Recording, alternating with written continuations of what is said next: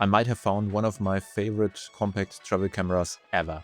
After testing a slightly broken Fujifilm X10, most of you recommended the X30. So I spent 320 euros on a 12 megapixel compact camera from 2014 and took it with me to South Tyrol and Innsbruck. And honestly, that price still feels slightly ridiculous.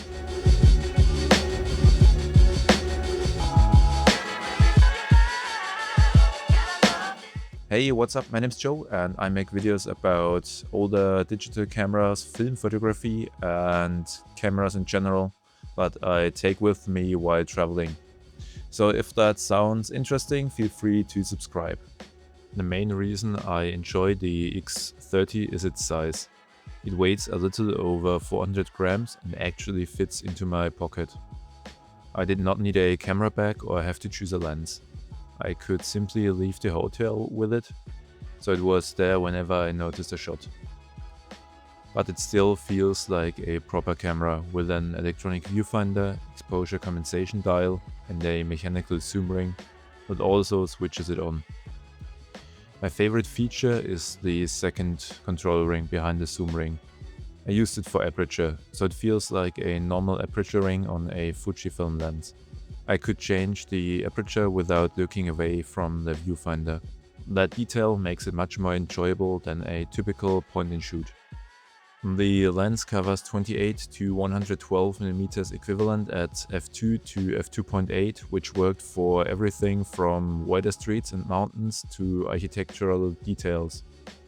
Optical stabilization also helps with static subjects at slower shutter speeds. There is a built-in pop-up flash as well. I mostly left it down, but it's useful for quick indoor shots or a little fill light. And because the X30 uses a leaf shutter inside the lens, it can synchronize the flash at faster shutter speeds than many cameras with a conventional focal plane shutter. That makes the flash more practical as fill light outdoors, not only inside. The 12 megapixel 2/3 inch X-trend sensor is far smaller than APS-C, but it helps to keep the sprite zoom compact. In good light, the image quality is actually pretty good. 12 megapixels are easily enough for social media, YouTube and websites, and I would also make a DIN A4 print with it. The main limitation is cropping, so framing matters. For most of the trip I used the Classic Kodak Chrome recipe from Fuji X Weekly. Its warm colors and nostalgic contrast worked especially well with the buildings, summer light and mountains. I only used the JPEGs straight out of the camera. I like taking a photograph, transferring it and already having a finished looking image. The biggest weakness is low light performance. The bright lens and stabilization helps, but at higher ISO settings detail disappears quickly and the JPEG noise reduction can look soft. The autofocus is fine for normal travel photography in good light, but it cannot match a modern camera. And for 320 euros you can find older mirrorless cameras with larger sensors and technical better image quality. But after using the X30 in South Tyrol and Innsbruck, I can understand why people still want one. It's not the best camera for maximum image quality and it's not the most rational purchase on specifications alone.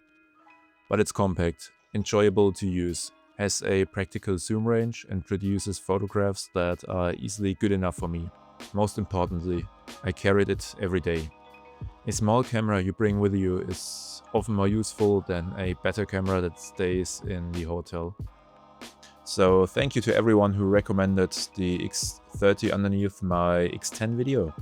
I think we made a pretty good choice.